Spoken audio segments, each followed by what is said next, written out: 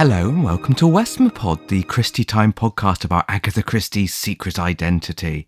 I'm Mark Aldridge. I research and write about Agatha Christie a lot, including my books about Marple and Poirot, and the forthcoming The Swinging Christie's book, co-written with... Me, Westmapod.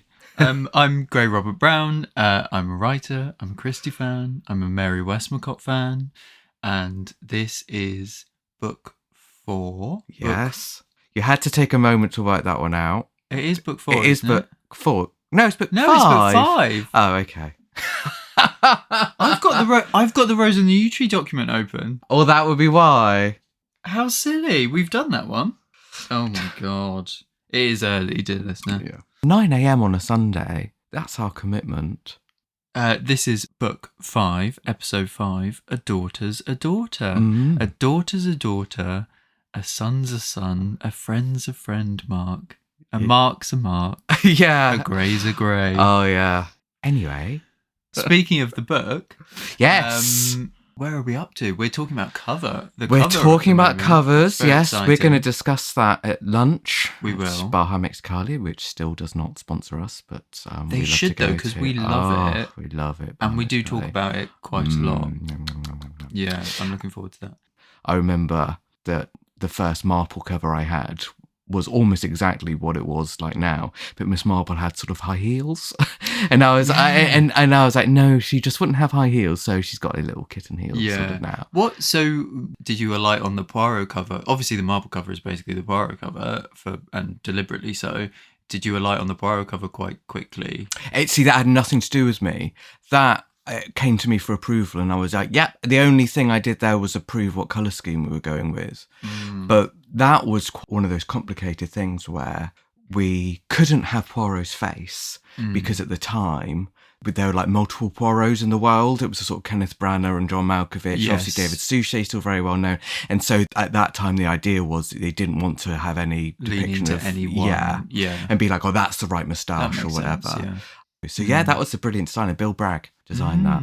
The maroon, burgundy, red just feels so right to me. Was there any discussion of it being any other colour? Yeah, it came through. I had like red, green, yellow, blue versions to look at. Oh, yeah. Interesting. Yeah, but I remember saying, well, look, let's go for red, because if it's red, then I would like, if I got a Miss Marple book, which I did, I want that to be purple. Yeah. And then I would like, if I got a third book, for it to be blue, because I feel like that segues nicely, red and purple. Look at you talking about colour. See, you know design things. Yeah. You wouldn't think it to look at you, but you know these things. I think I'm dressed really nicely today. Yeah, very nice stripes. I've never seen you in stripes before.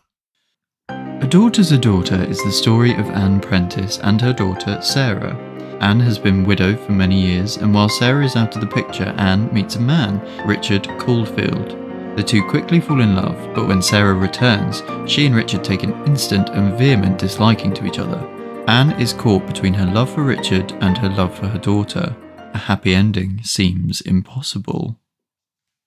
So let's go back to when this book was published. So we're going back to 1952, but initially this was a play.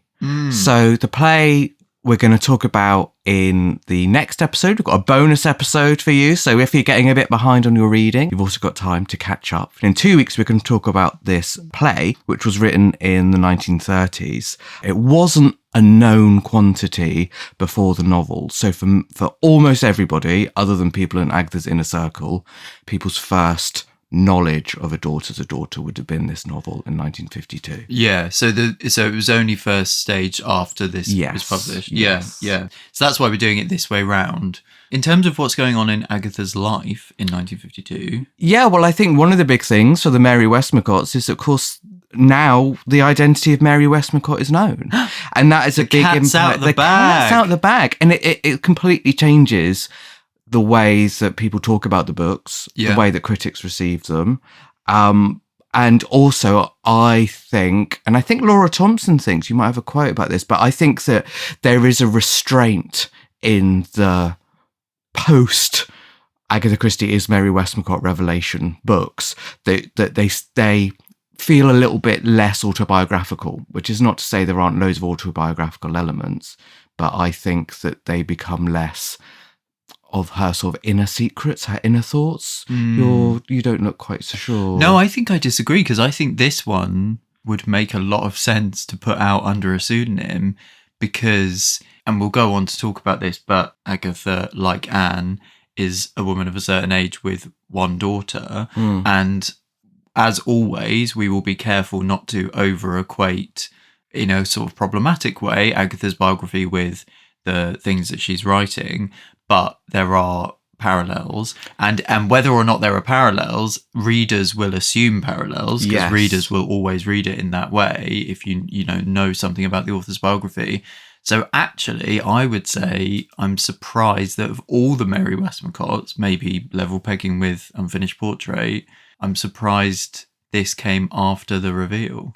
See, yes, I understand that, and I think we will talk about these definite parallels with Agatha's life. But for me, they are universal themes as well. So they're universal themes in a way that I think Unfinished Portrait, for example, is very much Agatha's lived experience and lots of very specific stuff. Whereas for this, I think that anyone can really understand the I don't know. tension. Can anyone understand? I don't know. Like, I'm thinking of that bit where Anne's like that she momentarily loved Richard more than she loved her daughter. Like, that's not, for me, that's Agatha like reversing the universal themes, which is not to say that she felt like that about Max and Rosalind or whatever. Like, again, we are caveating all of this.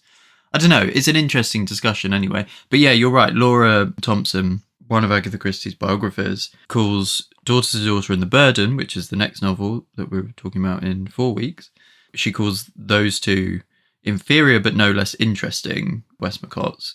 And she says there was a sense that the revelation of her identity had closed a door, the one that opened into her secret imaginative garden. It's really all washed up, she wrote to Cork. Almost all her best writing was done between 1930 and 1950, the years when she sheltered behind the name of her mysterious other self. Wow. There's a podcast that might disagree with that. It's called The Swinging Christies.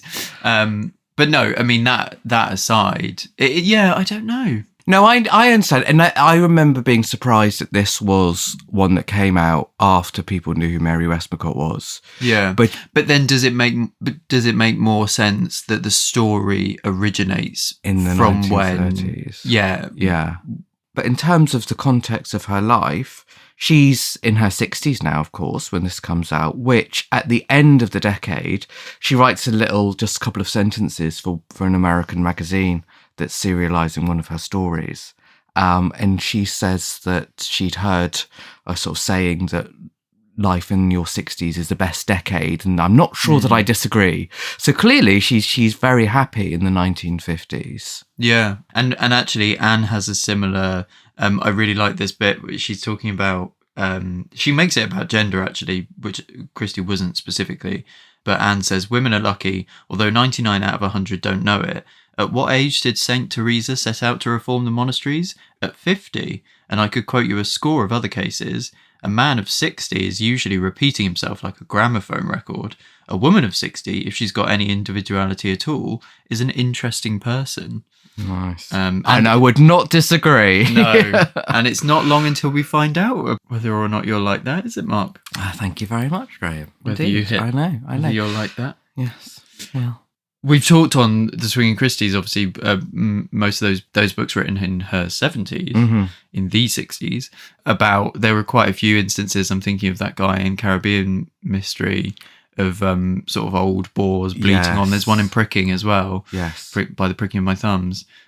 So it's a character type that Christie goes back to, and obviously a thesis of hers that she's given to Anne there. Yeah. In terms of what's going on in the wider world that's relevant to this novel. Yeah, I think that if we think about how 2 years earlier A Murder is Announced is so explicitly about coming out the war and the sort of rationing still being around and the whole of society trying to work out what it's going to do whilst moving into a new direction, in Britain at least. So we're only a couple of years after that.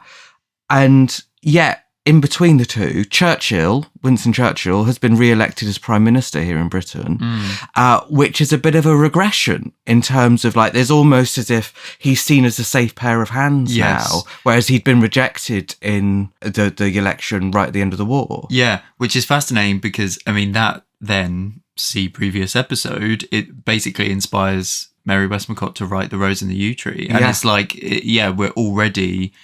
the next Westmacott comes along, we're already in a world where the irritation of the country's treatment of Churchill at the end of the war that sparked the writing of The Rose and the Yew Tree has already abated, and it's only one book along. Yeah, I mean, we're both coming out of it and still very much in it. I don't know. I think there's something...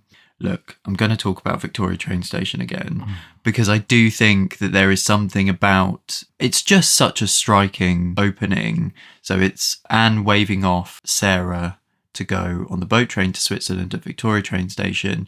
And as she leaves, she starts to kind of reassess her whole relationship with her and starts to look at London anew around her. And it feels like a goodbye-y, evacuee, like waving off your bow to the front kind of scene. I think Christie's playing on all of those feelings and the sort of resonance of that coming and going and different paths of life and the splintering that happens around wartime. Not many years earlier, people would have stood in the spot that Anne Prentice is standing and waved people off for a very different reason. Yes, of course. To the continent. But yeah, it's also just some beautiful writing, and it's we'll talk about this next time, but it's a rare part of this story that doesn't make it to the play. But yeah, she writes, Anne experienced the strangely mixed sensations that seeing a loved one off may occasionally engender. And then later when she's talking to... And then a few pages later, she's describing it to Lady Laura Whitstable, who's a great character and we'll come on to. But she says, there in Victoria Station with all the buses, I felt so terribly alone. And it really is a moment of revelation for her. In the same way that the Victoria train station scene in Absent in the Spring is a recurring image and a really significant moment in the emotional journeys of the characters in that book as well. And there's a sense in this that there are different ways that you can perceive things like the city and changes as well, because she talks about the buses as if Anne Prentice talks about this as if the buses could be quite scary, and says that... Yeah, it's the new way she's looking at things around her. I love this quote. Absolutely, yeah. So she says how sinister all those red buses look, drawn up in line like monsters waiting to be fed. They seemed fantastically to have a sentient life of their own, a life that was perhaps inimical to their maker, man. Do you know what, though? I read that and it immediately made me think of how happy Miss Marple is on the buses just over 10 years later. Not in the sitcom, on the buses. On the buses. But I think that's a sign that's Christie's way, Westmacott's way of showing us that Anne is so troubled at the moment. Is that she's seeing something that's completely incongruous to somebody that lives in London. Yes. As suddenly this spiritual kind of boogeyman. Yeah, and then not to get ahead of ourselves, I feel like in every Westmapod episode so far, one of us has kind of brought up the ending very quickly. But the fact that we get this scene where Anne basically runs and is reunited with Sarah at the airport at the very end, and again you've got this idea of people in transit and the intransient nature of the crossroads of our relationships and all that stuff. So it does all tie up. The play ending is, I think, quite different. Probably the only different thing about the story, but we'll talk about that next time.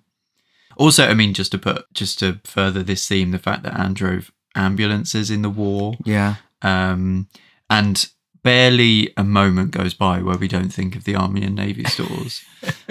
So this is interesting. So the iconic sort of, I think, original Army and Navy stores was in Sloane Square. Army and Navy store was in Sloane Square, which is where the play explicitly is set.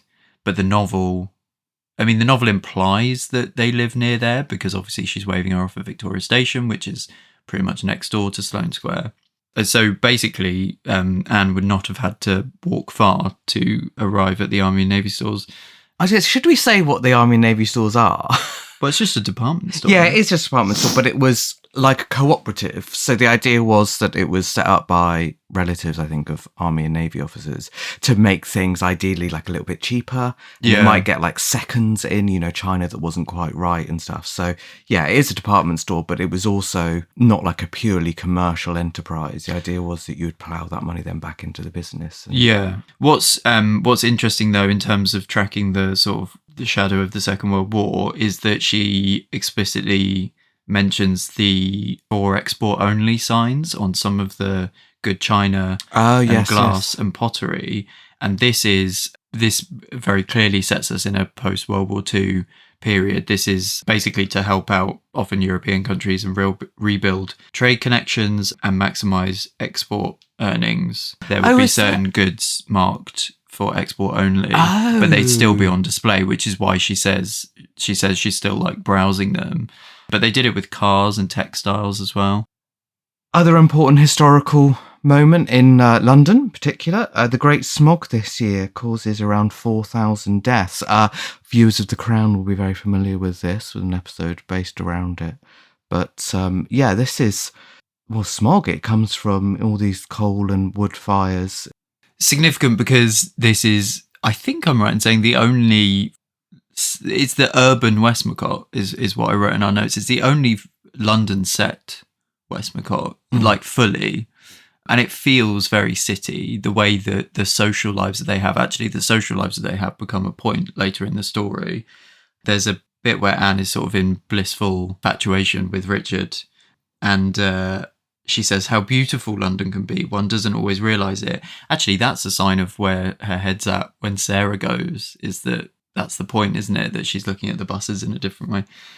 Richard says, my wife always used to say that London was the only place to be when spring came.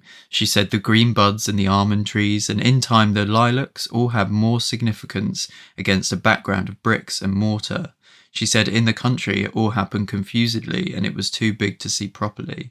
But in a suburban garden, spring came overnight. I've got to say I agree. I'm a bit of a city dweller, and I do love that. I do love the nature in the urban environment. That appeals to me. But it also furthers this sort of burgeoning thesis I've spoken about a few times, that are the Westmacotts the springtime novels, because they're so full of this floral imagery and it's always using that to invoke the emotional state of the characters. Is that the conclusion we're going to come to? Maybe. Let's see.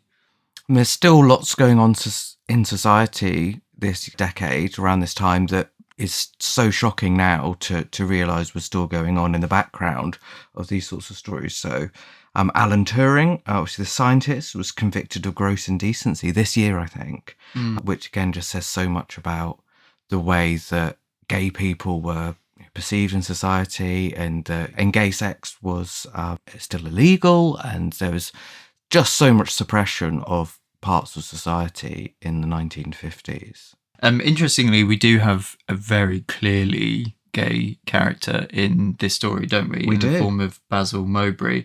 I love Christie writes, or Westmacott writes, Basil darted in. There was no other term for it. It was the skimming motion of some gay insect. And it just, obviously she's using gay in the contemporary way to mean happy rather than in the modern way that we use it now. But that's such an evocative, it's a gift to any actor that then plays him on stage to have that description.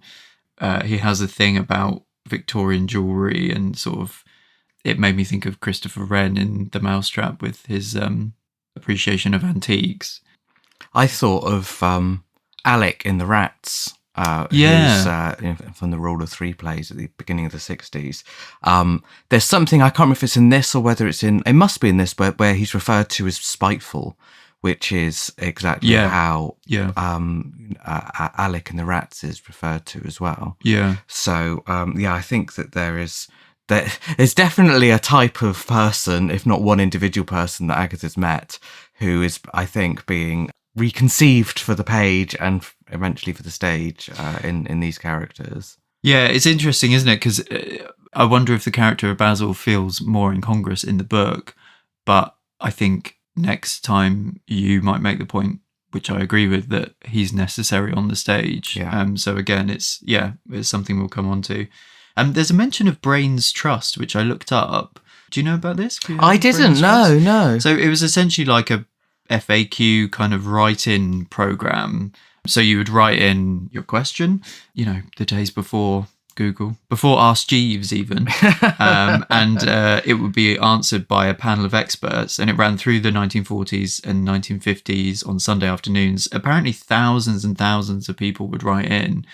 But yeah, that's just one of those sort of contemporary contextual references that reminds us that the Westmacotts don't have this reputation in quite the same way, but it is important. We always say this, and we're not the only ones that Christie writes very much in the contemporary moment, and here's the proof. Yeah.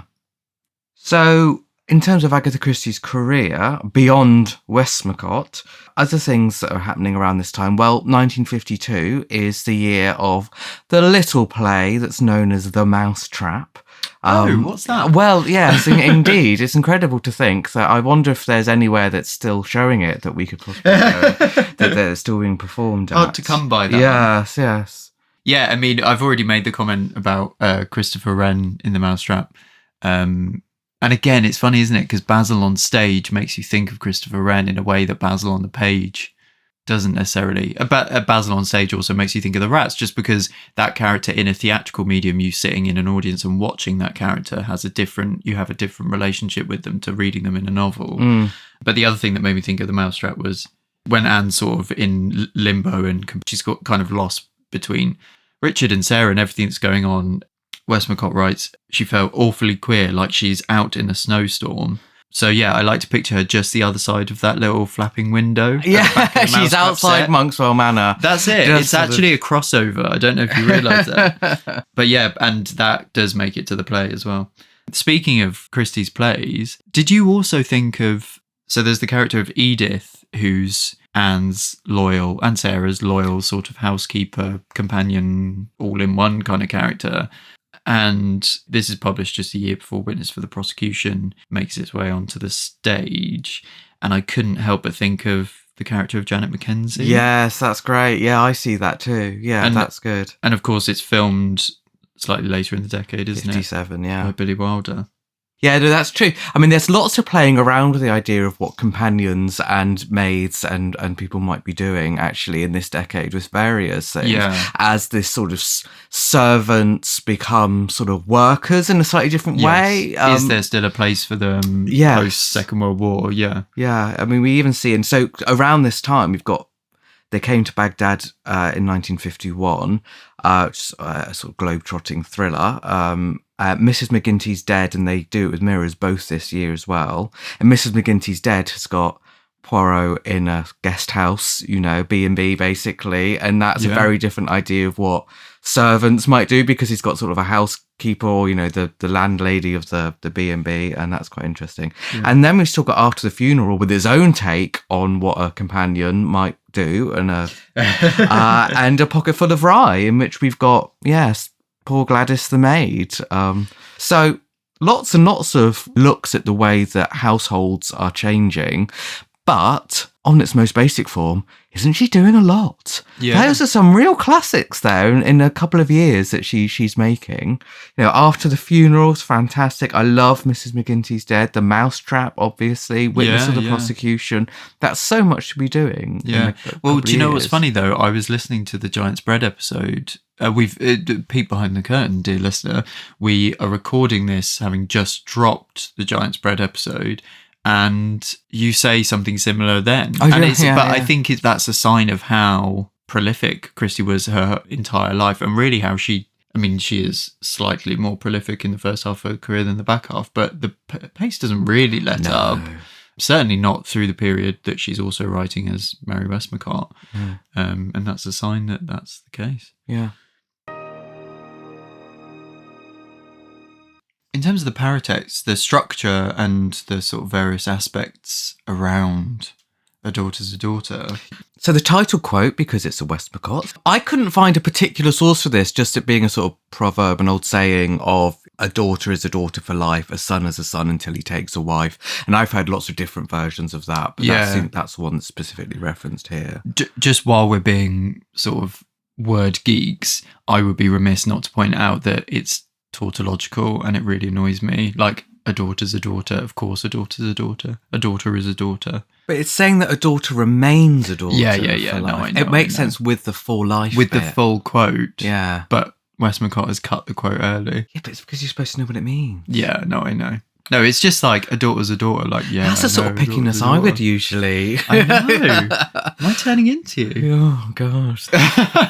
But it also, I mean, yeah, it is saying, the full quote is saying, like, remains a daughter. There's a reading to it that's like, Sarah is your daughter. It kind of doesn't matter what you do, what she does, what happens between the two of you. That's the message at the end of the book, right? Which is like, whatever happens, whatever men come and go, Sarah's your daughter. It's that definitive and that straightforward.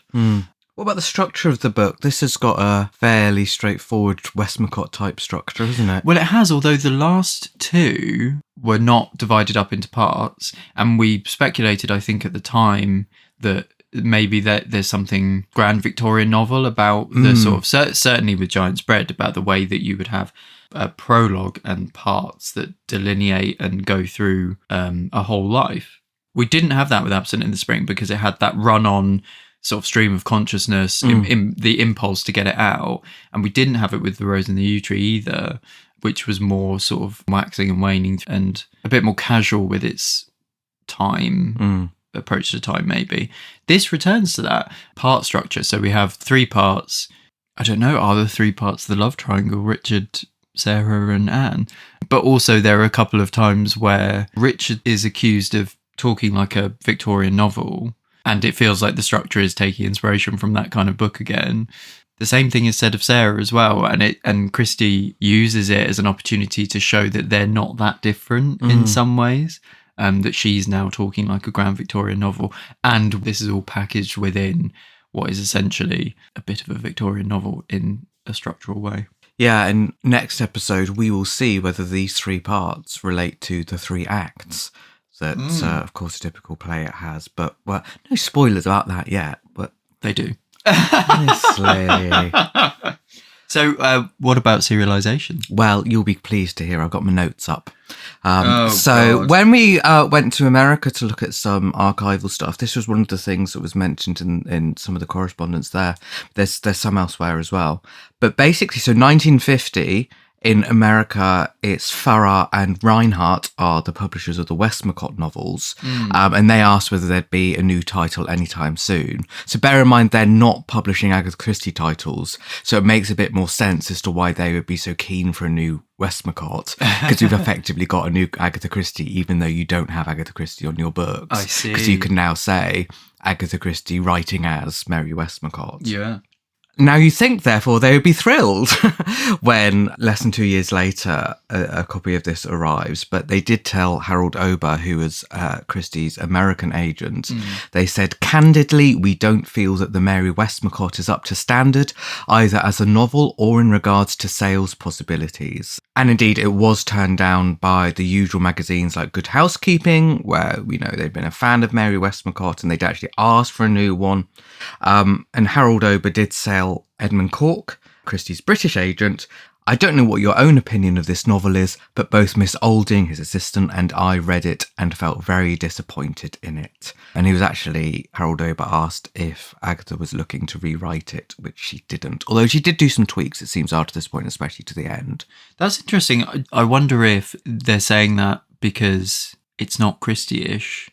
And we know that we know definitively that it's Christie now publicly, because in terms of literary fiction, which has always been a modest seller apart from prize winners, I would say a book about mothers and daughters, I mean, that's a pretty safe bet for literary fiction now. And I would say I can't see any reason why that wouldn't be the case in the 50s.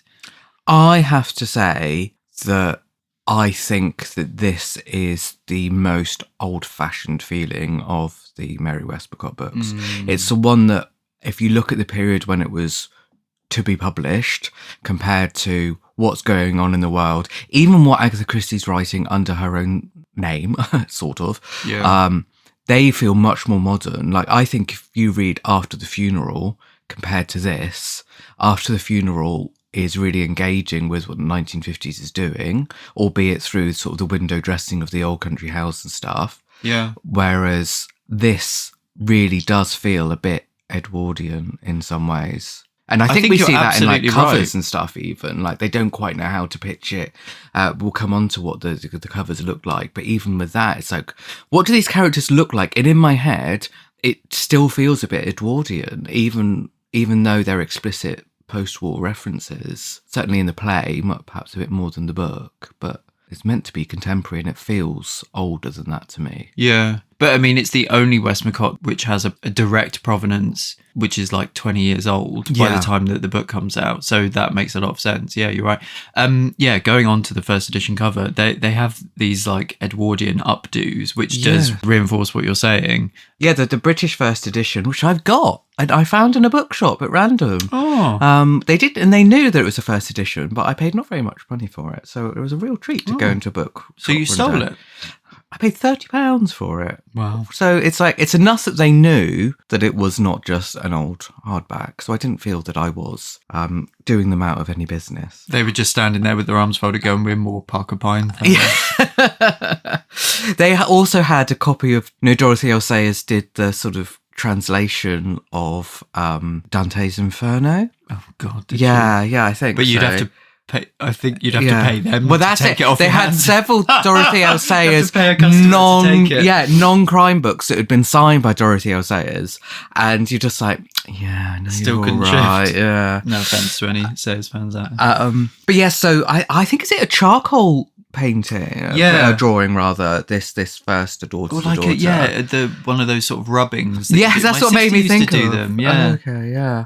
So it definitely doesn't feel contemporary. It hasn't got a sort of edge to it, and it's got this sort of very cursive typeface that makes it feel quite romantic in a way. Yeah. But then I've also got, which I picked up during the research for this, I spotted that there's an Australian first edition, which is much more modern, and I'd never seen before, and I managed to find a copy online, so I'll show you it later. But that's got, I presume, Anne walking the dog. Does it mean there's no... Is there a dog in it? I don't think so. Well, I'm going to search for a dog They now. do take a stroll around the park, because that's what's on the cover now. Is Anne and Richard sort of walking around the park. So I don't know if they've extrapolated that out. Right, bear with me. Very important. You'll be very pleased, podcast listeners, to know that I have all of the books on my phone. Yeah. So while you're doing that, got it. Oh. No. There's dogmatic a few times. There is, you'll be far happier on your own than living a cat and dog life here. So there's talk about them arguing like cats and dogs. That's what it is. It's an illustration of a dogmatic. Do you not? Did you not? It's a robot dog. That's what that means. It's like Anne and her dogmatic. You've also brought up the French cover, which is very... Yeah, which again I just found on a search, and I also tried to buy, but they cancelled my order, which is very annoying, because I love that, because it made me feel that it was quite swinging. So it's a photograph of a black and white photograph in the top left corner, sort of cut out along the draw line, of a woman. Well, I assume that's Anne, because she's looking at a shadow or a silhouette of a woman in a door frame. So I presume she's sort of looking at her daughter, half going, half being there. Do you think it's the other way around? The face is younger and the silhouette looks older. I do agree with that. Sarah looking to... But yeah, the silhouette looks... We watched The Avengers last night, and the silhouette look is giving Avengers opening titles to me, or like, Bondian or Hitchcockian. It's all very... The whole thing feels very French to me, and like French films from the 1960s, early 1960s in particular. Not quite French New Wave, because it's a bit too polished for that, but that sort of artistry to it. So I loved that one, and it's a bit horror.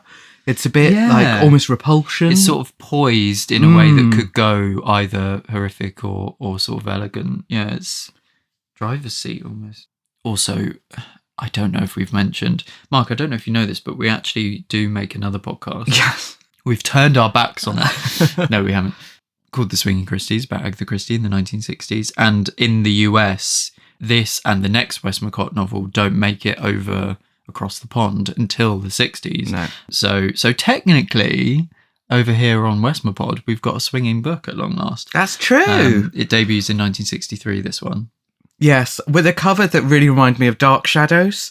You know, that soap opera that's sort of vampires and stuff. It's got a candelabra and mysterious women and a man smoking in the middle. It's very gothic. It's very gothic, like the French one, and sort of hints at what could have been a better version of the book, I feel. If it was a bit more like that, actually. A bit more atmosphere. There's not a lot of atmosphere in this book because, next episode we'll talk about it as a play origins, but that does mean that it's very dialogue driven. Where and a lot of the atmosphere that that sort of creeping change that you get in Absent in the Spring, which is so brilliant. I don't think you ever get that here today. No. It's a bit more tell, not show in this. How brilliant! Because I was just thinking that this morning. I think that's what we'll get onto this. We may or may not be ranking the Westmacotts at some point with a friend. I wonder if you can guess who. Long-time listeners. So we'll get onto this properly then. But I think that's my problem with The Rose in the Yew Tree and this book, is they're the ones that feel the most like it's just a character there telling you, I feel like this. More so in this than even in Rose in the Yew Tree. Whereas what I love about Giant Spread and what I'm currently loving about The Burden is I feel like it's evoked rather than just stated. That's so funny you should say that. That's I completely agree. We are of the same mind.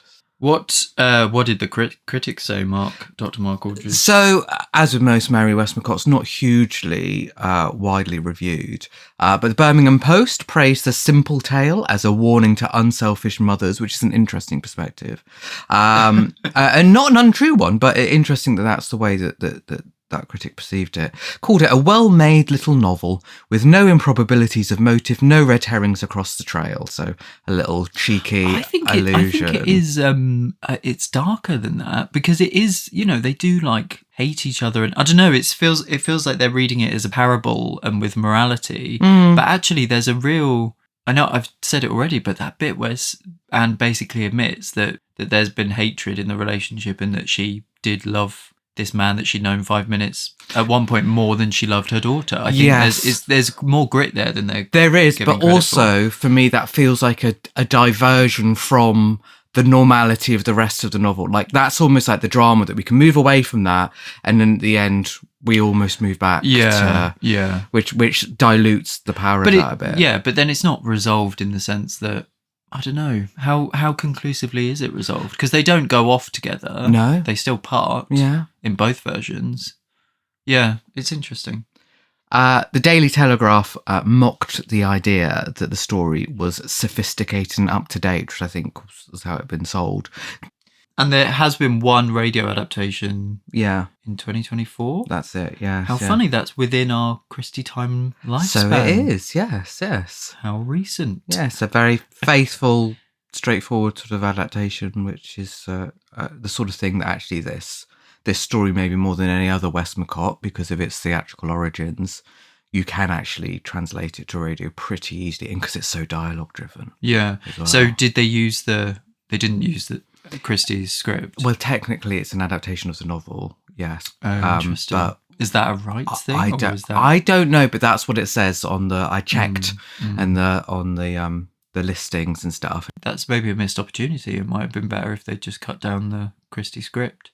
Maybe, given the script exists from Christie, and we always like to go back to the well. Yeah. So, in terms of autobiographical elements. The very, very obvious one, which is that of mothers and daughters in the relationship with a new partner who is not the father of the daughter. We're going to park that because we're going to come on to that in themes. But other Christie elements around the novel. Yeah, so the first thing to say is that this is the first of the Westmacotts not to be mentioned in the autobiography, which Swinging Christie's listeners will know was finished in 1965. So there's plenty of opportunity, should Agatha have wanted to go.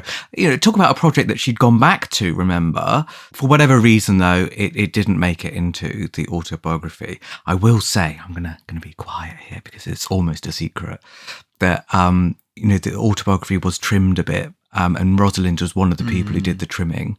And it's not inconceivable that if there were any extra allusions to Rosalind, then that might have come out. Maybe, although she doesn't by any means mention all of her books. No, my God, if only. Yeah. I guess what's that, that's 4 of 6 Westmacotts that she talks about. Yeah, so that's a better hit rate, actually. That's probably a higher hit rate than the regular novels. But then when she wrote so many, you go, yeah, I know, because as a fan, your dream is that there's like a nice, at least a paragraph on each one. Yes. But yeah, there are quite a few she doesn't mention.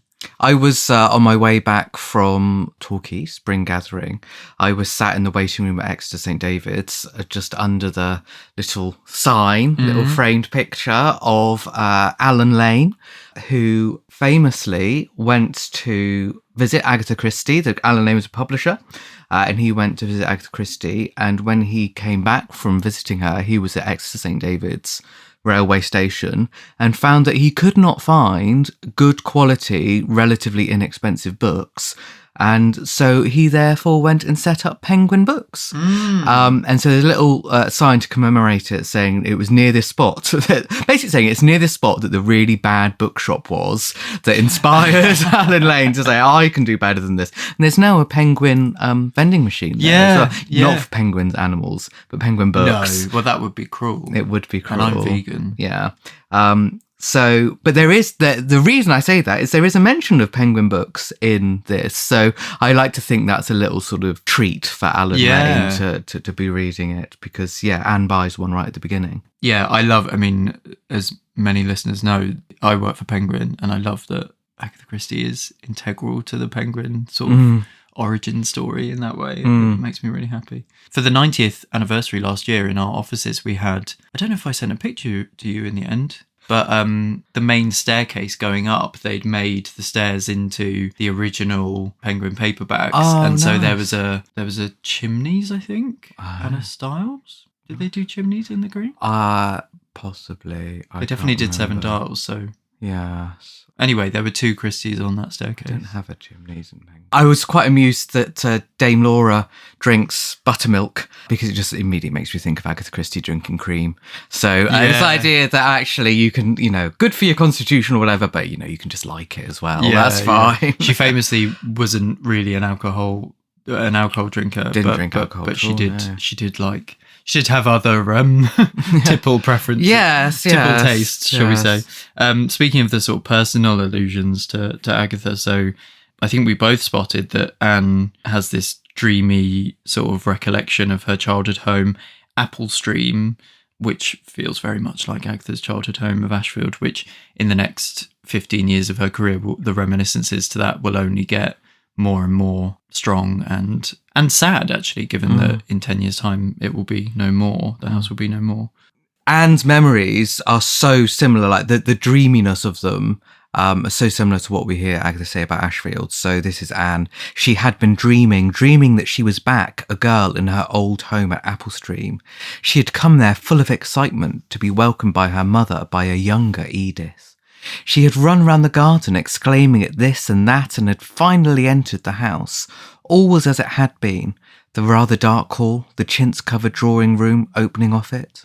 Yeah, and I've made the point on the Swing Christies before that the recollections of Ashfield, particularly in the autobiography, but also kind of in the 70s novel Poston of Fate, feel like the way that Daphne du Maurier writes about Manderley in Rebecca. Yeah.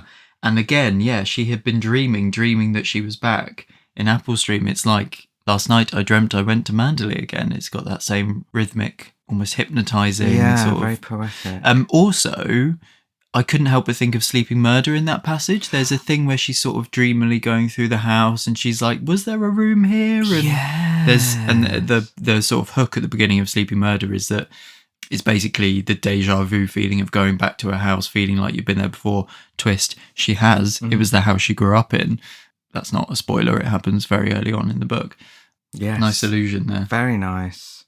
There are some other things that are, Easter eggs, as we refer to them, as little things that you go, oh yes, I recognise that. That's something that's talked about in other Agatha Christie books. Yeah, we both spotted the desert reference. Yes. So the desert meditation theory is referred to. Anne says that's one of Laura's things. You sit in a desert and do nothing and find out how horrible you really are. Well, that sounds like a great idea for a book. Yeah. And if you like the sound of that, dear listener, go and read Absent in the Spring, because that's essentially what that is. Yes. Yeah, there's also, I think, Jane in Giant's Bread, Blanche in Absent in the Spring, and Laura, and there's Lady St. Lou in The Rose and the Yew Tree, who's a bit less charming actually, but Laura in this as well. There's a sort of Westmacottish, and Christie, there are plenty of examples in the actual Christie books as well, but these sort of camp, older... Looking straight at me as you say that. Very clever. I'm no longer looking at you. Very clever. These women that sort of, and you said Lady Bracknell, and that she's very Wildian actually, and that illusion only becomes more clear in the play. We'll come on to that, but when they're talking about marriages and affairs and who's with who and all of that, there's so much of that from Blanche in the beginning of Absent in the Spring, which is just so witty and charming and frivolous in a really nice way. There are a couple of moments where I thought that we might be getting a hint of some well-known Agatha Christie characters. So there is mention of an Aunt Jane who dismisses the proverb, absence makes the heart grow fonder, because she prefers out of sight, out of mind. I thought maybe that Aunt Jane, is she Aunt Jane Marple? And I also noticed that Bassett, who I think is the maid, but I kept checking, and the gender isn't specified. And so I was like, it's possible it's a butler. But Bassett is angular, like Miss Lemon is in the Poirot stories. Also, you spotted a potential allusion to Miss Marple in They Do It With Mirrors, or given how closely... Yes, so they're both the same year. It's funny how I remembered it, because it taken me ages to find this quote when I wrote the Marple book, because Agatha Christie spells Dunkirk slightly oddly in They Do It With Mirrors. But in They Do It With Mirrors, Miss Marple says foreigners never can understand why we're so proud of Dunkirk. It's the sort of thing they'd prefer not to mention themselves, but we always seem to be almost embarrassed by a victory and treat it as though it weren't quite nice to boast about. And then Laura, to Anne in A Daughter's a Daughter, the same year, says poor Colonel Grant, not that I pity him really, a man who continually asks a woman to marry him and can't make her change her mind, is a man who secretly enjoys devotion to lost causes. If he was at Dunkirk, he would have enjoyed it, but I dare say the charge of the Light Brigade would have suited him far better. How fond we are in this country of our defeats and our blunders, and how ashamed we always seem to be of our victories. So, yeah, that's clearly swimming around in her mind. Yeah, but then it wasn't that long before. I mean, it's funny, isn't it? Dunkirk, that feels... Well, it was a very, very long time ago now, but it was really only 10 years prior to the novel. Absolutely. But then interesting references like that fascinate me because, of course, when she wrote the play, there's no way that mention is in the play. And what often happens with Christie, because of the period in which she lived, living through both World Wars, when she adapts or rewrites stories from earlier in her career to later, what often happens is that she just swaps out a war because there's so many to choose from. Yes. You know, you go from Boer to first to second, and actually the Westmacotts run that gamut as well. Well, I remember saying when I read Giant's Bread a long time ago, not for this thing, but I was clearly not paying enough attention. This for the Westmapod. This old thing. But I was reading it at some point. I think I'd read it over a really long course of time. And so I'd lost track of when it was set. And I was like, God, this is so prescient. All the stuff they're talking about, it was really going to happen in the Second World War. And then I realised they were talking about the First World War. And of course they knew it was going to happen because Agatha wrote it afterwards. But it really was just coming round again. Yeah. At one point, to basically try and get Sarah out the picture, Richard suggests that what happens to daughters that can't get on at home is they go and take up a flat and they go and have a flat share with other young women in the city. I mean, that's essentially the concept behind Third Girl, which we talk about all the time on the Swinging Christies, and a very, very modern concept in 1966 when Christie's writing that book, even more modern in 1952. I mean, the idea that women would go out on their own in the city, even young women that have grown, well, especially young women that have grown up in London, like Sarah Prentice, because Anne's there and the house is there, and she would traditionally have just lived there until she got married and then she'd move into her husband's home. I was really surprised by the vehemence, of of Sarah against the idea that she would leave her mother and go and live somewhere I know. else. It's like, no, that sounds like great. Yeah, absolutely. But then brilliant. is that flagging up the fact that it turns out it's ironic that she's anti it because she then ends up enjoying razzling around the town, perhaps a bit too much. But also, I love the quote, "Nothing's private in a flat, not even the plumbing," which is just so haughty but also true. And Richard takes up golf at one point. And of course, we know at this point in the Christie-verse that if a man who is at least sometimes a bit problematic starts golfing, that suggests an affair is on the cards. And Richard doesn't. No. But it's but almost... all is not well. Yes, that's true. Marriage. It's almost like that's why Christie brings that in, yeah.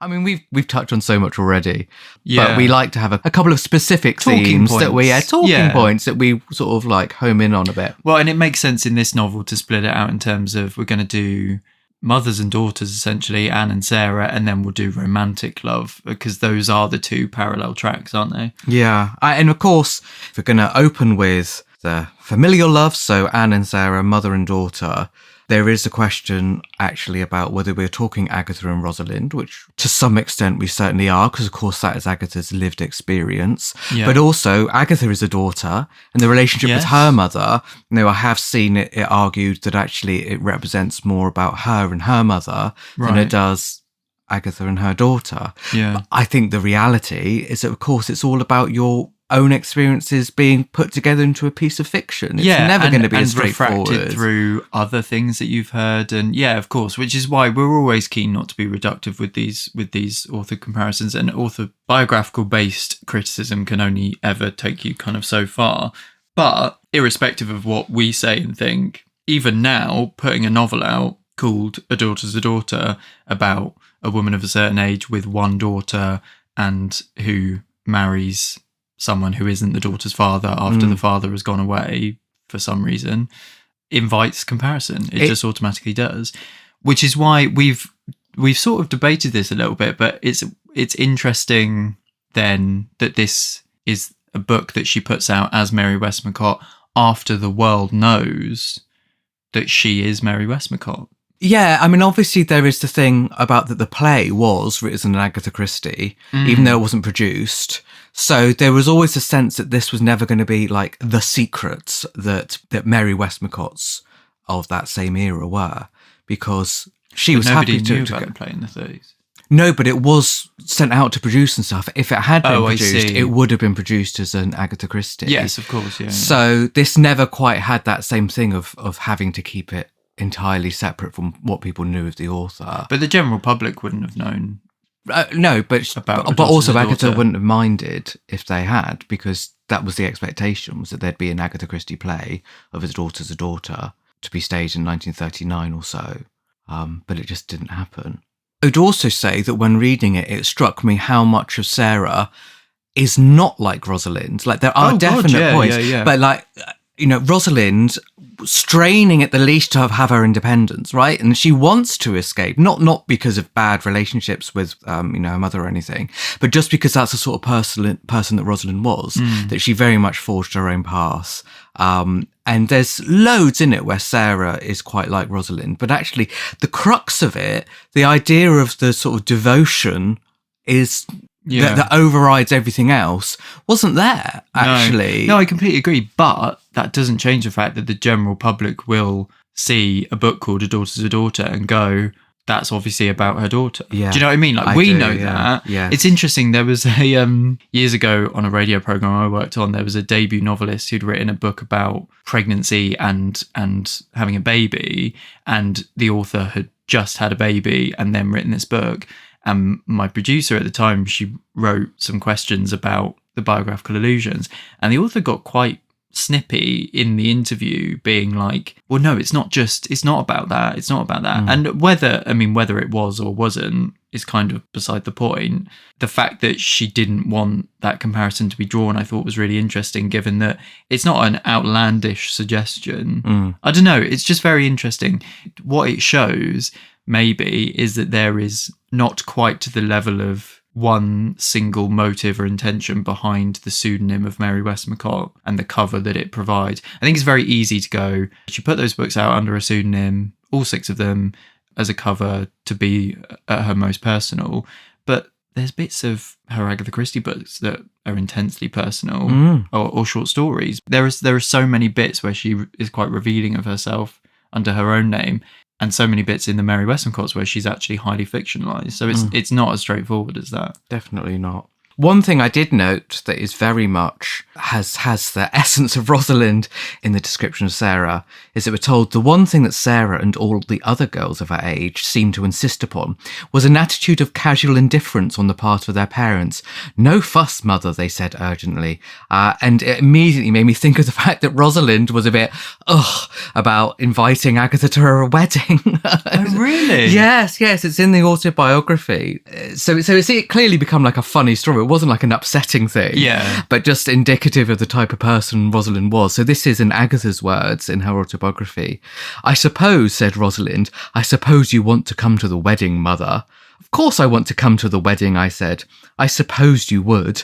But really, it is quite an unnecessary fuss, I think. I mean, don't you think it would really be simpler for you and less tiring if you didn't? We'll have to get married up at Denby, you know, because you can't get leave." "That's all right," I assured her. "I'll come to Denby." "You are sure you really want to?" said Rosalind as a last hope. "Yes," I said firmly. Then I said, "I'm rather surprised that you told me you were going to get married instead of announcing it afterwards." Rosalind blushed, and I saw I had touched upon the truth. "I suppose," I said, "Hubert made you tell me." Well, yes," said Rosalind. "In a way. He said too that I am under 21 still." "All right," I said, "you had better resign yourself to my being there." There was something oyster-like about Rosalind that always made one laugh, and I couldn't help laughing now. Very sweet. But, I mean, weird, but sweet. I guess also times have changed though, haven't they? Yeah. I mean, that would be more of a statement now than then, perhaps. I mean, Rosalind was getting married in the war, wasn't she? Yes. So, I mean, things were not... Absolutely. I mean, yeah, at the very beginning. Also, it says how well mother and daughter knew each other. Yes, that Agatha was like, I, knew that this is the sort of thing that you wouldn't want any fuss about. Maybe, I mean, to be fair, Agatha ran off to Scotland to marry Max, Absolutely. so Rosalind wasn't invited to that, so maybe it's revenge. I also wondered, because it's a daughter's a daughter, we're obviously thinking a lot about mothers and daughters, but it did make me wonder about whether the reason for reheating this story as a novel might have been due to Agatha's closeness with Matthew, her grandson, and that might make her rethink, reevaluate, or just remember, I guess, her earlier relationship with Rosalind as well, and how different relationships can be, because they did, and Matthew and Agatha had an extraordinarily close, relationship, which not all grandparents have with their grandchildren. They were, and so I think that might have made her think a little bit more about what does it mean to be a parent and how do their relationships change. I think there's absolutely something in that. Yeah, I think that's true. I think people say there's nothing like adding a generation to the family to make you think about the previous generation. Mm-hmm. There's a bit where Sarah and Richard kind of come together and basically go, we need to sort this somehow because we're fighting and it's the situation is untenable. We've got to find a solution. And I wrote in my margin in my copy, if this was a Christie book, then one of them would turn up dead. This would be the setup, right? One of them would die, and then it would essentially frame the other one. And I went on this flight of fancy of because then that would be quite interesting, wouldn't it? And maybe the twist is Anne did it. Of course, it's not a Christie book, it's a Westmacott book. But it's funny how often in the Westmacotts, those deep, searing grudges and hatreds and passions that fuel people to spark off into murder and robbery and God knows what else in Christie books, they're still evident, but they just don't take that path in the Westmacotts. Mm. I was thinking about, there are a few references to family units, obviously, but I noticed right at the beginning that Anne Prentice is referred to as Anne Prentice with her surname in really quick succession a couple of times. And I thought, I wonder if that's to emphasise family right at the beginning, because it's a slightly unusual quirk. It's quite you see in Coronation Street all the time. Like, people always refer to by their surname.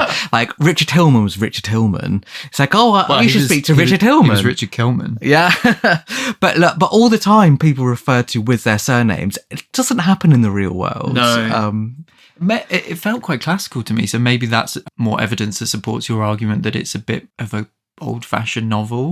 It's almost like a Dickensian grotesque sort of thing to keep referring to someone in their full name. It is also, though, I bet this is a British thing. When you remember people from primary school, you always remember both names. Yes, because they're on the register, though. Is that what it is? Yeah, because that's how their names are called out. Yeah. Hannah Brady. You do. You just like. In fact, I was reunited with Hannah Brady, who was like my best friend when I was 5. I was reunited with her at my granddad's funeral, and she's not Hannah Brady anymore. She's married. She's Hannah something else. Oh my god! And she was like, "And you're not Graham Evely anymore." No, that's true. And I said, "No, I've rebranded." And she went, "Yeah, well, me too," and showed me her wedding ring. It's funny. We were going to get married when we were kids, and we were going to have a wedding at Disneyland. Oh, that's the gayest thing you could possibly do. I think it was her idea. But she is one of those. Shout out to Hannah Brady if you're listening. Adore you. The other Hannah. She's got a really, really gorgeous little baby called Eddie. Oh. He's so that's sweet. A good name. So, talking of children, yeah. Who is Sarah then? So Sarah's a fascinating character, isn't she? I think we both agreed when we sort of discussed this a bit before that there is a bit of... She's explicitly labelled by the narrative in maybe a slightly laboured way, like a character. Laura explicitly calls her a possessive daughter, which is hell of a thing. I thought, like, for me, that is a bit too on the nose, and I feel that is Dame Laura's function. A lot of this book is to make what's implicit explicit by telling Anne in particular, well, this is what's going on. Is it? Yeah, maybe. Although now we're talking about it, I'm like, is it supposed to be? Is that almost a joke because it's like possessive? Because you would normally say a possessive mother. Like, daughters aren't supposed to be possessive. Yeah. It's supposed to go the other. It's supposed to be traffic that travels that way down, isn't it? Yes. Like generation above to below. Yeah, just a few aspects of her character I wanted to pull out that were particularly interesting. Richard describes Sarah really early on as a harder and more modern edition of Anne, and that she's gay and she's exotic and she's eager. And then when she comes back, she's called a reality then. You know, she's like come back in. She's like confrontationally in the narrative then. She's quite vibrant. And that maybe sort of tees up the girl about town party thing that ends up being her fate. Which maybe we'll discuss now, because that's a big part of where she goes from being this person who's just a bit grumpy for a lot of it, actually, with her mother, to then actually seeing she does have a life beyond what she does with her mother, because she drinks a lot, she takes drugs. You know, I love the idea that Dame Laura is at the same place that Sarah is and notices that she's on drugs. She's at Club Inferno. Yeah, and you're just like, I mean, I've been to many a club where you might get, you know, shall we say, senior members who've been coming for a long time will come to the club. That's a gay thing, isn't it? Is that you get you do, a lot of like, absolutely, especially like drag bars and stuff. You could be 70 or you can be 18. But that's not a straight club thing. No. So yeah, that is it. It's probably a narrative convenience thing that she happens to. That's funny. I hadn't thought of that. Yeah, I love. Have you ever heard this before? Oh, I'm taken to Vine Street, as in like Vine, as in I like wine. Oh, is that That's what it means. Yeah, it's like, I'm always going down Vine Street. It's like, I'm always having a glass of wine. No. Isn't that brilliant? We should start using that. We should. Those Huns I saw at the train station yesterday should have said that. Yeah. They had their sparkling rosé and they were having a lovely girls' day out. Was it the Kylie sparkling rosé? No, they weren't gay men. Oh. You do have a bottle chilling downstairs, always. Actually, I do have some sparkling rosé. I have to put it in the fridge, shouldn't I? I don't really like rosé. No, nor do I. That's why it's been here for so long. Oh, right.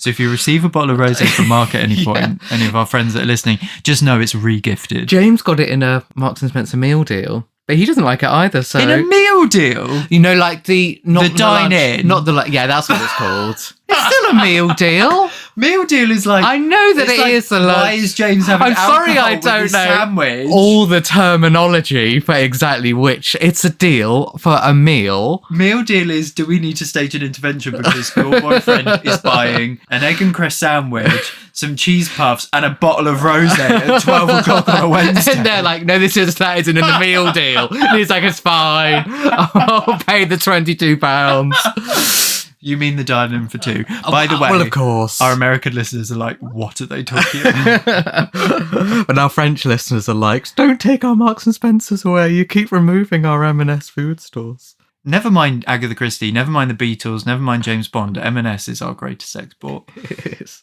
And if you want to sponsor us, oh my God, please, that'd be great, wouldn't it? Yeah.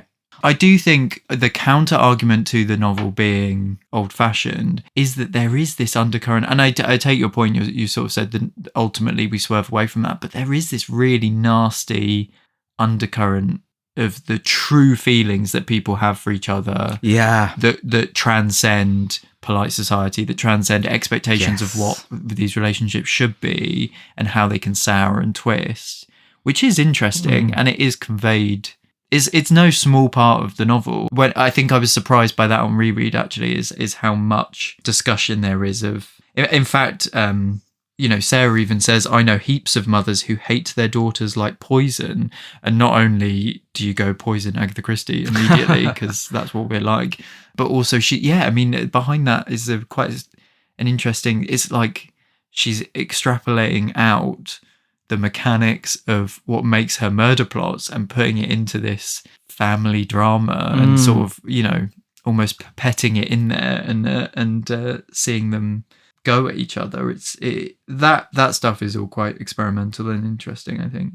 And there is this what is implicit and explicit in the relationships, as you were saying, that there are things that you don't necessarily say out loud, but that they understand each other. I mean, it would be no good for any relationship if you immediately said all of your feelings every time. I mean, that's not how it can work, because you have to couch things in and look at the bigger picture. Yeah. But I really loved that there is a sense that they still did understand each other, and that was part of the frustration. Is it a bit like with Rosalind and her mum anticipating what's going to happen with the wedding? The same thing here is like Sarah being away when Richard meets Anne, and Anne sort of is anticipating that there's going to be problems and yet still hoping that there won't be.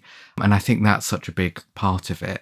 And I will say right now that I don't think it's crazy to say if you came back after 3 weeks away and your mum had been like, oh, while you've been away, I've met a man and I'm engaged and we're going to get married. You'd be like, right, and did he email you? And is he a prince who just needs a bit of money for you to send across? Did he say click on the link in the text? Yeah, that's true. I mean, again, though, maybe short engagements, especially in a time of war or early in the 20th century and in the 19th century, are less ridiculous than now. But yeah, you're right. It's still kind of not quite excuse, but the kind of excuse that she gives is like, oh, I know him through James Grant, and it's like, well, yeah, fine, like he's okay, so he's got we all know each other. We all know, we all know James Grant. God, but what does he earn? You know, yeah. These are questions you've got to ask. No, do you know what? I wonder if my mum met her now partner when I was away at uni, and I felt like I could relate to elements of this, that difficulty of kind of wrangling those things. Everything's lovely now, but it is just a weird phase for a family to go through. Yeah. And I think let's never underestimate Christie and Westmacott's ability to capture these very real emotions and put them on the page. This is someone that's clearly very astute about real emotions, real relationships. Mm-hmm. And talking of the relationships, one relationship we should mention is Edith, who's been around for all of Anne's life. And there's a lovely bit, I think, that you noticed as well. When Anne needs reassurance, Edith comes in and says, oh, brush your hair. Yeah. Well, and that's her making Anne into her daughter. Yes. And then the daughter that's a daughter of the title becomes Anne in that moment. And it's a lovely, in doing so, it draws an even clearer parallel between Anne and Sarah. So it sort of brings them to, Edith kind of brings them together by association with Sarah not even in the scene. That's a really, we talked about show don't tell, and that's a really beautiful example of the subtlety that this novel is capable of. Yeah. And then romantic love. So let's talk first about Anne and Richard. Richard is obviously the main kind of love interest and the third of the three in the book. The big thing really is, for me, is that actually Richard is quite different in different circumstances. So when Sarah's around, Richard does seem different. Now, clearly, Sarah is very prickly towards him, to say the least, but Richard doesn't respond to that well. And actually, I was speaking to one of my students not that long ago, and they were going to meet their potential stepfather for the first time. So I think my impression was that they knew that their mother had been dating someone for a while, and it clearly got very serious. And he was a bit nervous about it. And I was like, you're nowhere near as nervous as he will be, because it'll be more important for your mum that you're happy with what's going on than anything else. Well, unless, of course, your mum secretly hates you, which is an option according to this novel. I hope that's true. Yeah, I really don't think that's true in this case. But realistically, that's how you expect it to develop. But Richard seems to steamroll it a bit and be like, well, why aren't you just telling me that I'm actually quite nice? You know, I do love your mother. Yeah. Rather than him being sympathetic or trying to do anything to encourage, to coax Sarah to be on his side. It's funny you should say that, because I almost thought when I was reading it that that's a fault of the novel, that you don't really see either of them behaving particularly badly to each other until the point where they've already decided they don't like each other. But actually, I think that makes sense. That's the whole point, isn't it? Is that just instant kind of, whoa, your back's up. Yes. And there is a point where he's described as, Anne later says, I know he was inclined to be pompous and lay down the law, the sorts of things young people notice. And it is almost, I mean, I like that generational, that specificity, which is like, it's not that he isn't like that. It's that that's specifically something that Sarah's generation have a problem with in a way that Anne knows, but doesn't necessarily have a problem with. Because I think there is also this thing about whether we're supposed to be suspicious of Richard, and we'll talk about that more in the play episode, because Julia Screen makes some interesting connections there. Yeah. But I thought it was quite telling that when Sarah first meets Richard, she has her own boyfriend Jerry with her, and Jerry sees Richard very differently. So they both speak to Richard, they're all together, and afterwards Sarah's very down on it, and Jerry says, well, I didn't really notice him much, he seemed quite an ordinary sort of chap.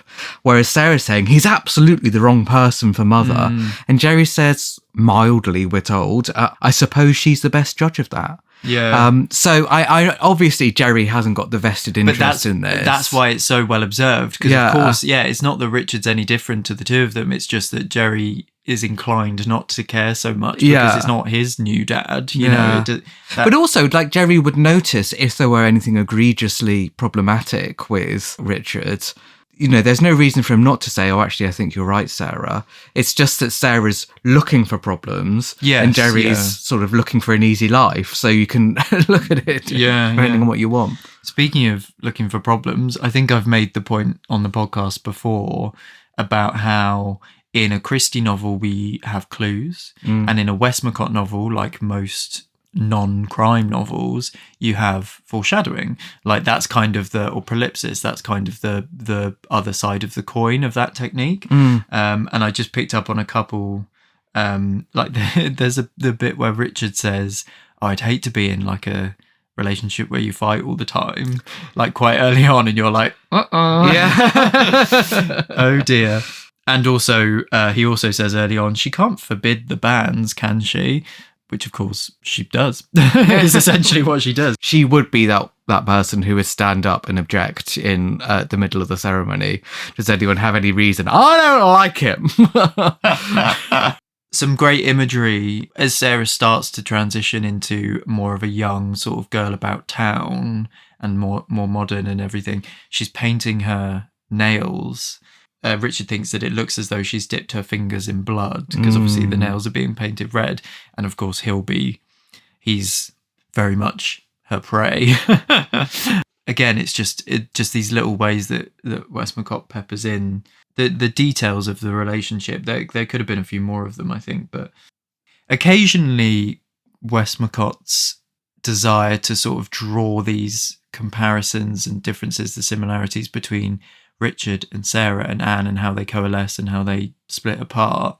Occasionally that does drip into what I would now call a bit of gender essentialism, this sort of thing of like women are like this and men are like this, which, you know, is not necessarily, well, actually I think it is probably endorsed by the overall narrative. But there are just some quotes around that, which are, you know, quite witty. Laura says, "Women in love look their best and men in love look like depressed sheep." You are wearing, is that wool? No. It's covered in cat hair though. Bobby and Fuzzy, if you're listening. And this thing about if Richard were to move in, it would completely change Edith's routines and everything. And it would change mealtime. And he's like, "Oh, I don't eat much." And she goes, "No, it would change because gentlemen don't hold with trays." Yes. Which feels like a Victoria Wood quote or like something like that. But I love it. But I mean, it's maybe reads weirdly to us today because we just don't really, it feels like sort of old-fashioned comedy to be like men are from Mars and women are from Venus. But so Sarah's got her own relationships, of course. There's Sarah with Jerry initially, which seems, again, a slightly old-fashioned sort of relationship, quite, you know, I'm sure they've kissed, but chaste, I guess. But then there's Sarah with Larry later on, which is much more sexualized. I mean, I don't think there's anything like this, even at the beginning of The Clocks with the fake pornographic book that's being typed up. But we're told that now suddenly he bent and kissed the nape of her neck. His hands went round her, holding her breasts. She began to pull away, then yielded. Her breath came faster. A moment later, he released her. Now you're talking about gender essentialism. That's, I don't think you'd have that in a modern book. Oh God, no. It's very... The sort of overpoweringness of it is quite... It reminded me a bit, actually, although the scene in The Rose and the Yew Tree where he burns her arm with a cigarette. Yes. And that is very much about consent and power, and it's sexualized, but it's not sexually explicit. Yeah. Whereas this is, it's really, really quite disturbing, but a great piece of writing. Yeah. And like you say, she's deliberately doing that to contrast with, well, I guess to contrast with the kind of relationship that Richard and Anne had, which was much more wholesome, but also Sarah and Jerry, as you said. Where, because Sarah even tells Jerry, "I've got a very cold nature." And there's lots of like awkwardness, and that Jerry can barely get his words out to say that he's crazy about her. And there's sort of a timid kiss that we're told about. Yeah. Jerry's clumsy, but he loves her. He really loves her. Whereas there's passion with Larry. Yeah, Anne calls Sarah and Jerry like a boy and girl thing at one point in quite a dismissive way, which I think sums that up. I love when Jerry is described as the human robot, and he means like, as in, "Oh, fetch this, Jerry, do this, Jerry, like 3 bags full, Jerry," kind of thing. And that's, I think, because he's lugging the bags. Yeah. And I think that's your first introduction to him, actually. But it made me think again how Word is pretty modern at that point. It really is, yes. It's Carol Capek, isn't it? I remember you saying that in on the Swinging Christies. Oh, well, there you go. Yeah, so and there's a book of the Swinging Christies which you can pre-order now. Carry on, Mark. Very good. Yes, no, I noted the same thing. But I was thinking, I know that it is because he's lugging stuff around, but I also thought it was a bit like his emotions aren't important. Like, actually, he's just got to be a machine. Isn't it funny how on the Swinging Christies we talk about Hayley Preston being described as a robot in The Mirror Cracked from Side to Side? Then we were quite impressed by how modern that was. Yeah. And this is 10 years earlier than that. I've said this a few times, but I do think there is a really strong horticultural line that you can trace through all the Westmacotts. And it's not unique to the Westmacotts. Obviously, Miss Marple is a gardener, and there's lots of stuff about flowers and plants and poisonings in particular from certain plants and all the rest of it.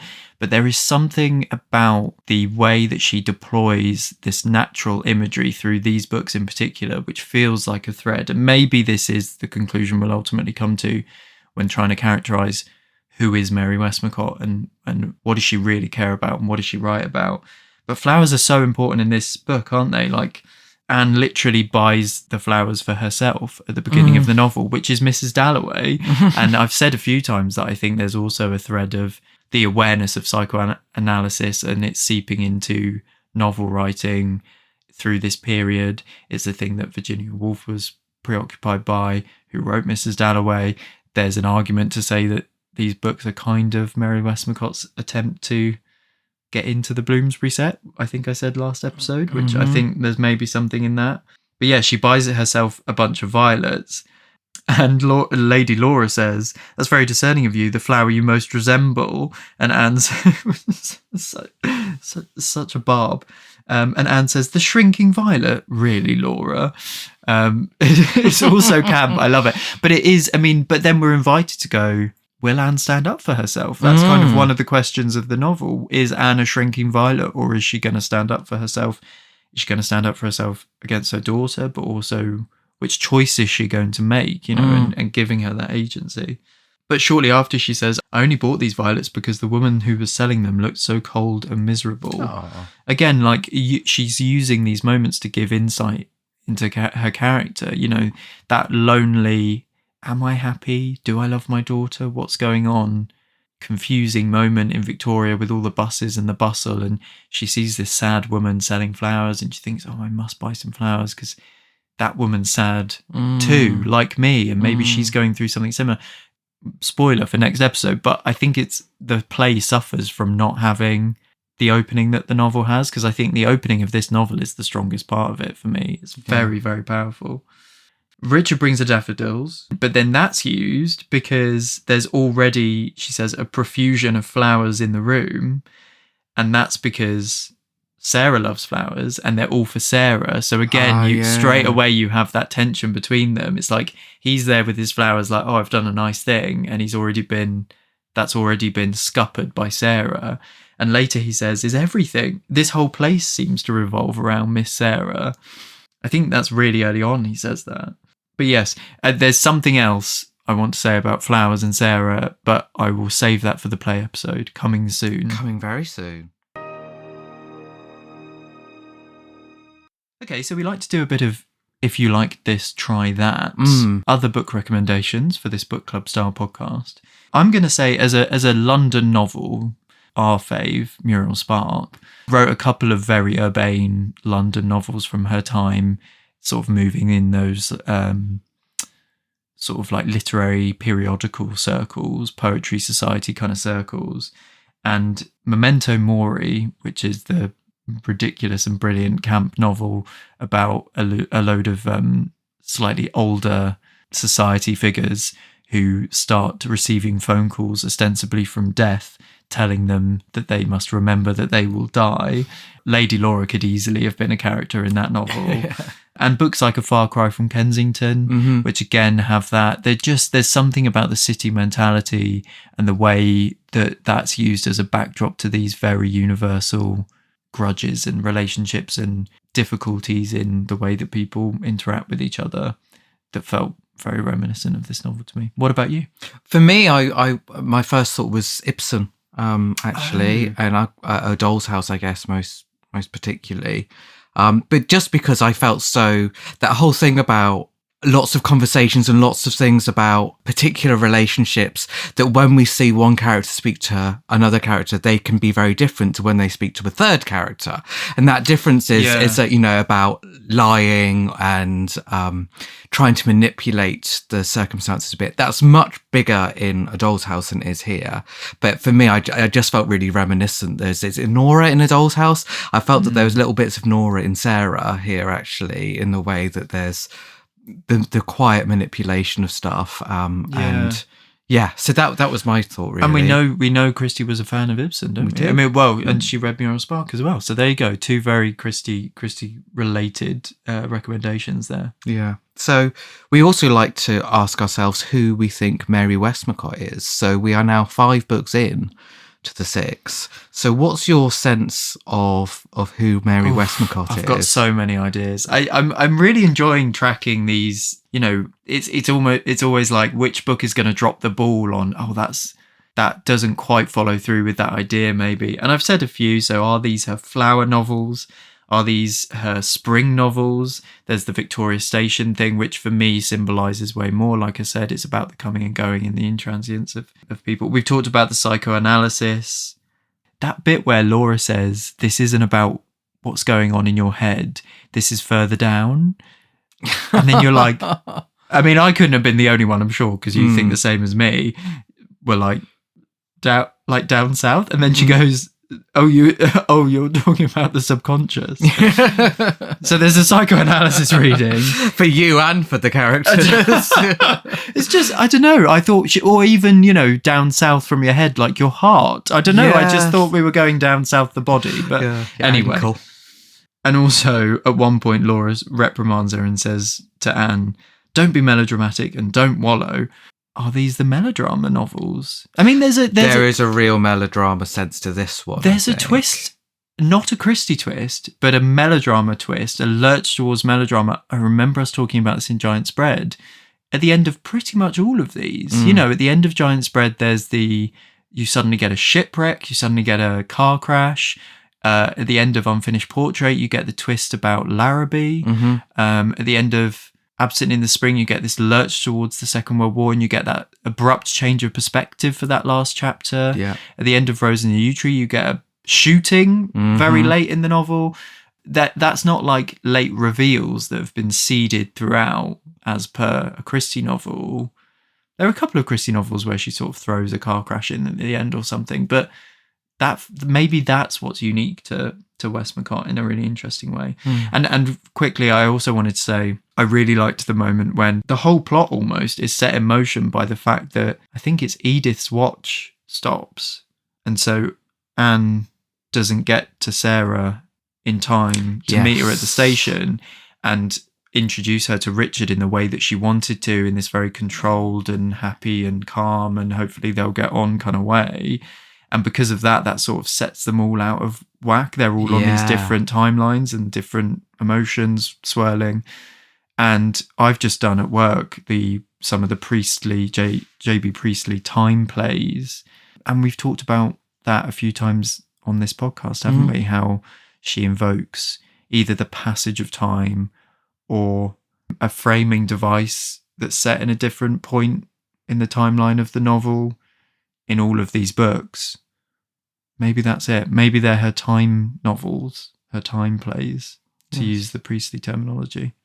But we'll see next time. Yeah. I was struck because I was teaching my students a few weeks ago about Italian neorealism, which I always struggle to say in the lesson. Put your dentures in. Put my dentures in. And basically, one of the points I was explaining to them about is that they tend to have open endings, right? So you would have like the example we were looking at as a film called Bicycle Thieves. So it's about a man who needs a bicycle in order to get a job, and he really needs a job, and we follow him trying to get a bicycle, and he steals one and he's caught and stuff, and the film ends and he still hasn't got the bicycle and he walks off into a crowd. Now that is exactly the sort of thing that Agatha Christie would never do, but Mary Westmacott does like her open endings actually, and that actually we don't know quite what's going to happen to these characters, even after a few days, let alone in a few years. And so I think that she's somebody who is very interested in posing questions and discussing problems without having to provide the solution. I think that's a really, really good point. Yeah, I hadn't thought of that. What era are you talking about for Italian late 1940s through to early 1950s. Oh, well, there you go. So yeah, same sort of era, yeah. The Dolce Vita isn't an example of it. I think that's a bit late. Let me have a look. That's 60s. Yeah, then that's 1960. Late. But the influence of Italian neorealism is huge because you get it in French New Wave, British New Wave, both build on it in slightly different ways. That's really interesting. Example. Yeah, I think absolutely. And I think the play is even more open-ended in its ending, arguably. But like we say, we'll come on to that. We'll come on to that in 2 weeks. You can read along with us. So 2 weeks today, we're going to read the play version of A Daughter, the script of which is widely available, so you can read that if you want to. If you just want to catch up on the novels, then you've got an extra fortnight to read The Burden, as Mark said earlier, so you can do that as well. Each episode drops every other Tuesday, not Wednesday, Tuesday. And do let us know your thoughts. We're really enjoying hearing from everyone. Take pictures of your copies that you're reading. If you've got one of the covers that Mark was talking about, you can send them to us on Instagram or email. And yes, we'll do a mailbag in the Reflections episode, which will drop a while after we finish the run. So you have time to get your thoughts in for that. Yeah. And do pre-order the Swinging Christie's book, please. Yeah. Pre-orders are really important, especially for sort of newish projects like ours. Yeah. So, well, they all contribute towards the first week's sales, which means that they could get you in the charts. Oh. That would be the dream, wouldn't it? That would be oh my the God, dream. do you know that meme of is it Lisa Scott Lee that's expecting a high chart position, and then they ring her on and Capital. Isn't it like 19 or 14, something? I think. 14. Yeah. Oh, that's a bit Have you ever rubbish. seen That'd that be series? Us. It's the most amazing show. It's all on YouTube. And please do rate, review, and subscribe to the Swinging Christies. Keep that feed going because we're still dropping episodes every month. Yes, my God, aren't we? Just because we're Westmapodding doesn't mean we're not swinging. No. And do get in touch, as we say. You can find us on Instagram at Christie_time. Our Blue Sky account is christietime.com, which is also our website. You can find us on YouTube at Westmapod, and we've also got at The Swinging Christies on YouTube too, with a live episode or two up there if you wanted to watch us. You can email us at christietimepod, that's prod for productions, at gmail.com.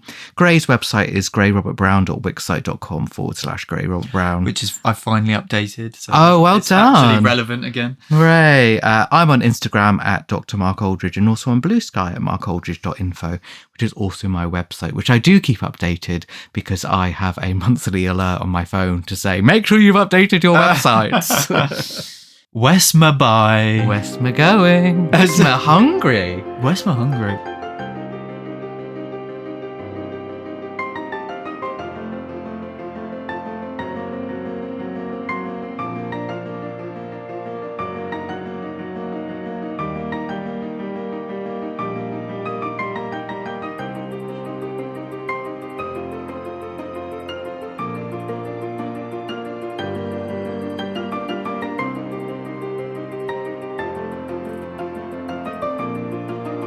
Westma thanks for Westma listening. Westmapod is a Christie Time project by Dr. Mark Aldridge and Gray Robert Brown. This episode was recorded in Southampton. We're back in Southampton, yay. On the 19th of April 2026. Our artwork is designed by Tom Double and our music is by Dar Golan.